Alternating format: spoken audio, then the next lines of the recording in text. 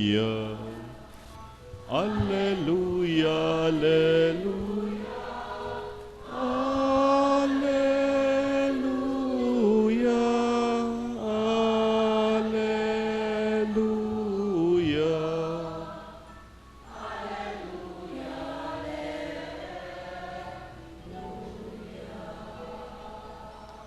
All together. Come, Lord, bring us your peace, that we may rejoice before you with a perfect heart.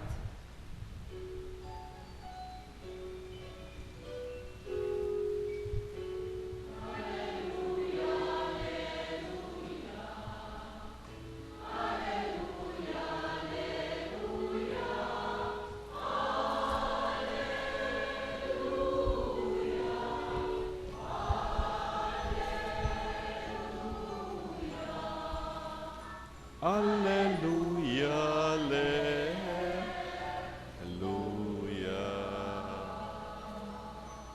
The Lord be with you. And with your spirit. Proclamation from the Holy Gospel according to St. John. Glory to you, O Lord.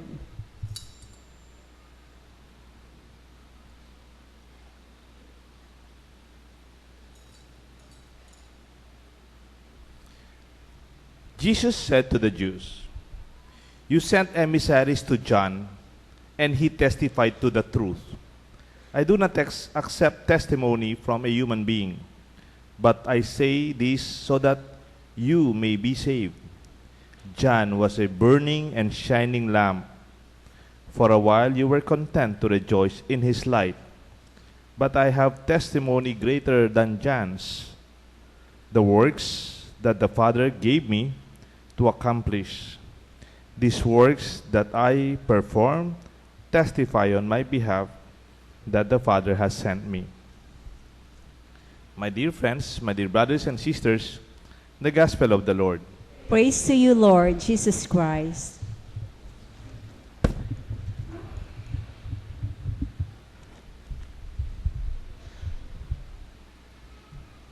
In the name of the Father, the Son, and the Holy Spirit. Good evening po. To those who just arrived because of the traffic and it's very difficult to access St. Jude during these times, during Christmas rush na po. Welcome to our first Simbang Gabi. I hope we can continue until the ninth evening of our novena. Every 7 o'clock we will be meeting each other here. When I was a seminarian, every time we have what we call brownout nights. During brownout nights, when the lights are out, in the seminary, we had our own rooms, especially when we are in the theology and the philosophy days. When we don't have lights in our rooms, we all automatically go out. Lumalabas po kami sa mga kwarto namin. Una kasi madilim sa sarili mong kwarto. And we go out.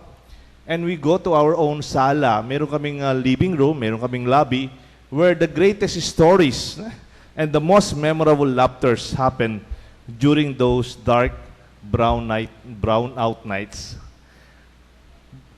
During ordinary days or ordinary nights, we have our own lights, we have our own room, we study on our own. Pero pag nag-brownout, lumalabas kami sa mga kwarto namin and we enjoy a spontaneous kwentuhan, tawanan in the middle of a small candle or a small source of light that gathers us seminarians. You know, this is also true for us. Around one light, we can also gather, not only to be warm, but to find each other's presence. Not when we are on our own, but when we are together, when we are in communion as individuals and as a community. My dear friends, in the gospel today, Jesus affirms John as a burning and shining lamp, that for a while we were content with his light. This is from John chapter 5. This is the affirming light for Jesus, that Jesus' presence was foreshadowed by a man called John the Baptist. Sa pagdating po ni Jesus, John did not only prepare a way, but he acted like a light going through the people of Israel. And on the second thoughts also, John's proclamation about Jesus was fulfilled because the testimony of Jesus that He is the Son of God sent to realize His mission affirms again John's mission. Kaya hubang yung balang dalawa, they become light for each other. They affirm each other. That's why ang title po ng ating reflection, Affirming Light. Can we repeat that? Affirming light. That our light can affirm a person's experience of darkness. When people are lost, affirm them with light of greetings and a smile. Affirm them for them to believe in themselves. I believe there are times that we do not believe in ourselves in as much as God believes in us. Kuminsan, mas naniniwala pa ang Diyos sa iyo kaysa ikaw naniniwala sa sarili mo. The gospel today shows that this man, the Son of God, Jesus, the forerunner of the Son of Man, of Son of Jesus, Son of God, John, were like lamp and light for each other. They were never alone, guiding each other's, affirming each other's mission. Alam niyo po, there is this American war journalist. This war journalist went through different wars. He became a journalist as a very young journalist during the war in Vietnam. And then he became a journalist even at the Middle East war in Iraq and even in Kuwait. And he noticed, this is according to his talk, that there is a lot of what they call PTSD. Do you know PTSD? It's called post-traumatic stress disorder. Yung para bang it is some kind of a disorder that is a panic attack, a fear attack that is caused by war among soldiers. When a big problematic experience or even situations of conflict, then we realize nagkakaroon po ng PTSD.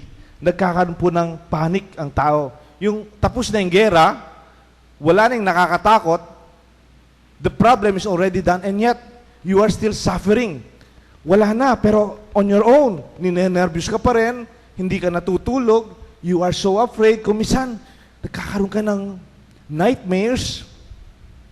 And this is very prevalent. According to the war journalist, he wrote that from his research, 40% of U.S. American soldiers are affected by post-traumatic stress disorder after the war. But in his research, soldiers of Israel coming from war are only affected 1%. And American Apache veterans, these are from tribal Apache Indians, 0%. How can that happen? They don't have traumatic stress disorder. Dapat pare-pareho, di ba? They went all through war. This is the same war they went through. They were all in allied forces from Vietnam or even other wars. Bakit yung iba, they are not affected by it? But wala silang stress. Wala silang stress disorder that is chronic. When I say chronic, it lasts a long time, far after the war. And sometimes it is permanent already and disabling. You know, the journalist who wrote this research was also affected by it. That's why he made the research. Because after the war, he already finished his being a journalist in the war. He was alone in a subway train in New York. Suddenly, he had his own panic attack. And then he was so afraid that he might die in the train. And then when he went out of the train, ang daming tao, he was so afraid, ang daming tao. Only to realize, as a journalist from the war, he was also affected by PTSD. And he was living in a very dark night, in a very dark situation. Ang dilim-dilim ng buhay para sa kanya. You know what he realized? And he went on with his research. You know what his conclusion is? I think he said, the Israelis understand the need of their war veterans more. And tribal Apache veterans simply slip back into their tribal life with zero PTSD because of their close, cohesive family and community relationship that absorbed them after the war. And then he realized that PTSD, hindi po PY, PTSD is not what happened in the war, but it is what happened after the war. It's not the war that is the real source, but it's what happened after the war. What do these journalist researchers say?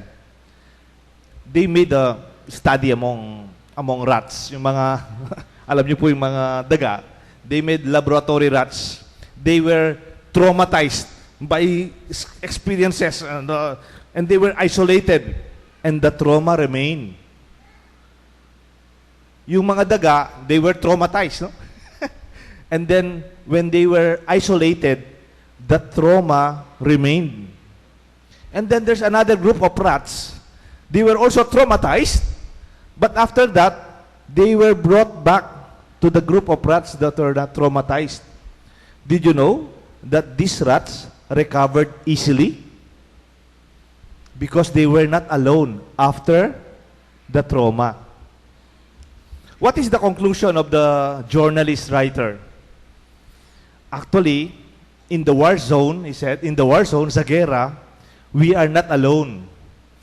We trust each other with our lives. In combat, we protect each other. We watch each other's back. We count. We check. Nasaan si, where's Brian? Where's Robert? Where's John? They are looking for each other. They share everything in common. They are close as a team. They eat together. They sleep together. They fight together. They protect each other. Kahit gera, they are not alone. Di ba po, you know soldiers? They share the same barracks. They eat together. They march together. They fight together. And they make sure each other safe while they are fighting. And when this researcher said, when these soldiers will go back to their society, which is lonely, which is isolating, then the trauma arrives. It's not the war. It's the lonely society. It's the isolation where no one serves as a light to your life. When you are alone, when you are on your own, you can have the biggest room. You can have the biggest house. You can have the most successful career.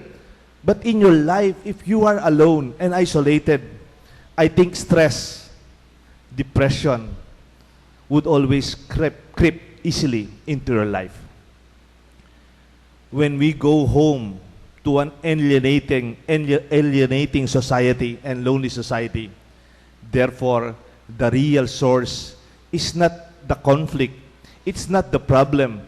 It's not the experiences of differences.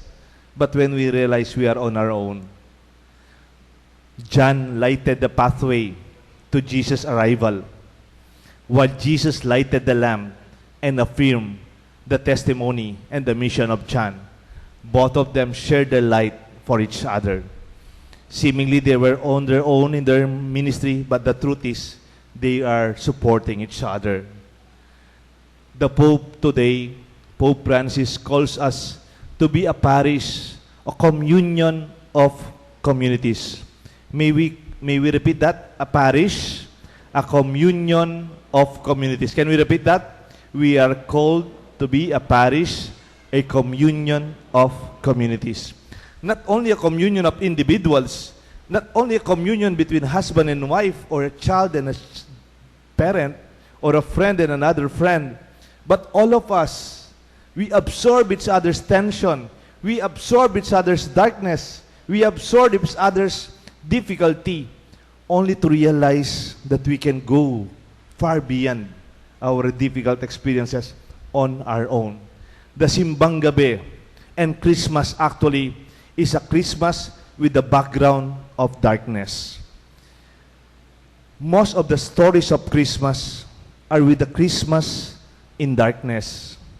Even Silent Night, Holy Night, they are in darkness, but they are holy and they are silent.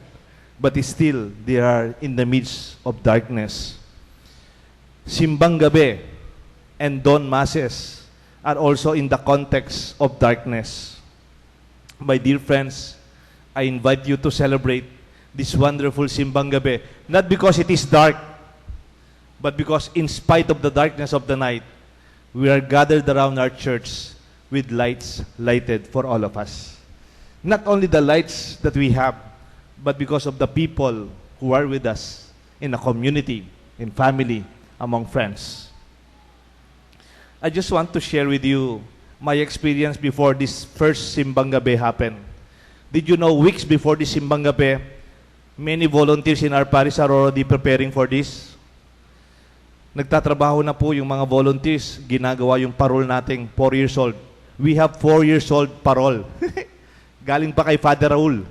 Minana ko, sira na po sila. And then they were volunteers who changed the bulbs, who changed the plastic. Hindi sila marunong masyado kasi hindi naman sila gumagawa ng parol. And they hung them again. Yan. Do you see the lights outside? They are done by volunteers. And they are 4 years old already. And then, up to the last minute this afternoon, the lights were placed by our volunteers again on the Belen and even on the side. And then on the last minute, there were hanging curtain lights among the trellis. More than 100 bulbs. Kaya lang, yung instruction ko, 1 watt lang. 1 watt na bulb. Because we don't want it to be very bright, but at the same time, we don't want it to be very expensive. But you know, the person I assigned and asked, and the one who volunteered to give the lights, really found it hard to look for 100 lights. 100 bulbs na tigwa 1 light. Walang nagtitinda ng 1 watt. So he went to all, mention the hardware, the big and small around San Fernando, downtown San Fernando, even the big malls here, and even up to Angeles, na kumpleto lang to the last trip to the malls in Clark to complete the bulbs. And then there is one more missing item. It is the sealant that protects the bulb. Kahit umulan, hindi mababasa. Kaya lang, again, it's not available. And he went again to all the hardwares. And then to mention, somebody he approached, sabi niya, you cannot buy this in Pampanga. You cannot buy that in Pampanga. It is only available in Manila. And the one who is looking to complete our bulbs was very sad. Hindi makukumpleto yung first Simbang Gabi night with our bulbs. And then the one who said, there are no bulbs available, and for that, it's only available in Manila. The sealant. But he said, but I have in my home.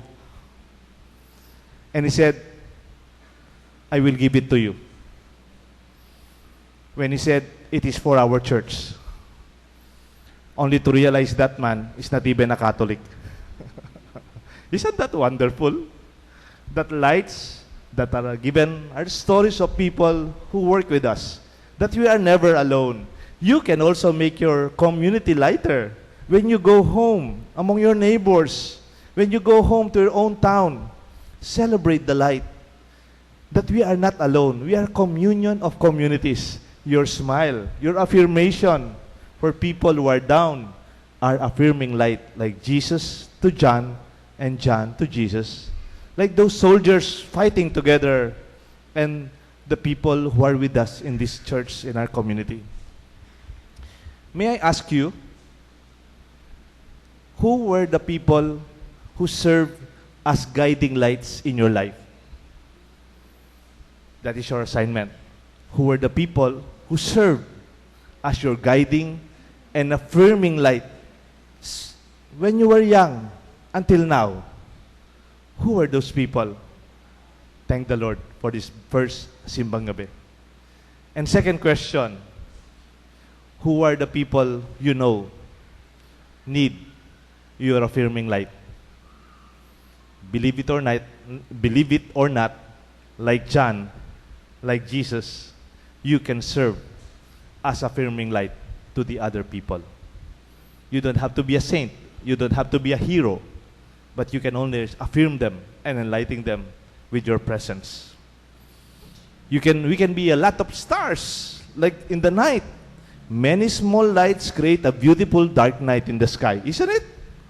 Many small, beautiful lights on their own create a wonderful dark sky. Even when there is only one star that could guide us, it can also even lead us to Jesus. Kahit iisa lang ang taong nagmamahal sa'yo, it can also lead you to Jesus Himself. And this is our prayer, and this is our thanksgiving. May God bless us all, the Father, the Son, and the Holy Spirit. Amen.